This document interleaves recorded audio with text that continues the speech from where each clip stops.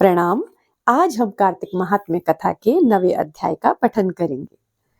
ओम नमो भगवते वासुदेवाय। राजा पृथु ने कहा, हे नारद जी, आपने कार्तिक मास के व्रत में तुलसी की जड़ में भगवान विष्णु का निवास बताकर उस स्थान की मिट्टी का पूजन बताया है। अब मैं भी श्री तुलसी जी के महात्म्य को सुनना चाहता हूँ।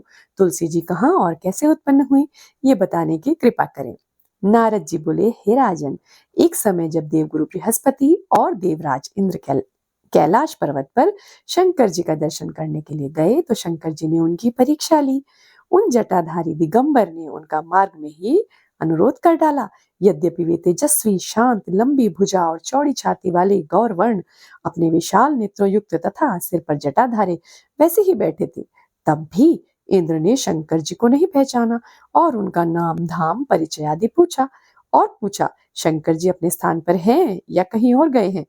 इस पर उस तपस्वी ने कुछ नहीं कहा, परंतु त्रिलोकीनाथ के ऐश्वर्य से वर्भित होकर इंद्र कब तक चुप रहते।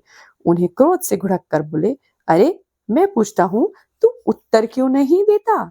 मैं अभी तुझे इस वज्र से मारता हूँ, फिर देखता हूँ तुझ दुर्मति की रक्षा कौन करता है। फिर जो ही दिगंबर को मारने के लिए हाथ में वज्र उठाया, त्यों ही भगवान शंकर ने वज्र सहित उसका हाथ स्तंभित कर दिया और विकराल नेत्र करके जो ही उसे देखा तो ऐसा विदित हुआ मानो वह दिगंबर प्रज्वलित हो उठा है और अपने तेज से जला देगा।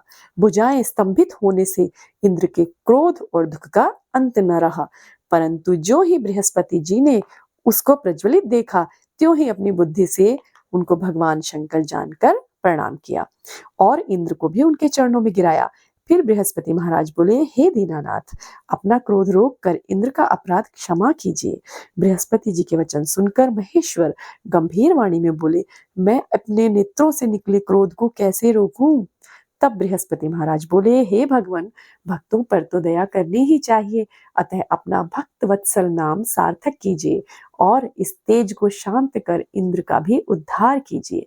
तब भगवान शंकर ने कहा, मैं तुम्हारी स्तुति से प्रसन्न हूँ, जो तुमने इंद्र को जीवन दान दिया। अब मैं तुम्हें अपने वरदान द्वारा जीव नाम से विख्यात करता हूँ। मेरे नेत्रों की अग्नि अब इंद्र को पीड़ित नहीं करेगी। ऐसा कहे शंकर जी ने अपने माथे से निकले हुए तेज को लेकर क्षीर सागर में डाल दिया और फिर लीलाधारी भगवान अंतर ध्यान हो गए। इंद्र और बृहस्पति दोनों भय से मुक्त होकर परम सुखी हुए। इस प्रकार जिनको जानने की इच्छा थी, उन्हें जानकर इंद्र और बृहस्पति अपने अपने स्थान को चले गए। अतः कार्तिक महात्म्य कथा का 8वां अध्याय यहाँ संपन्न होता है। ओम नमो भगवते वासुदेवाय।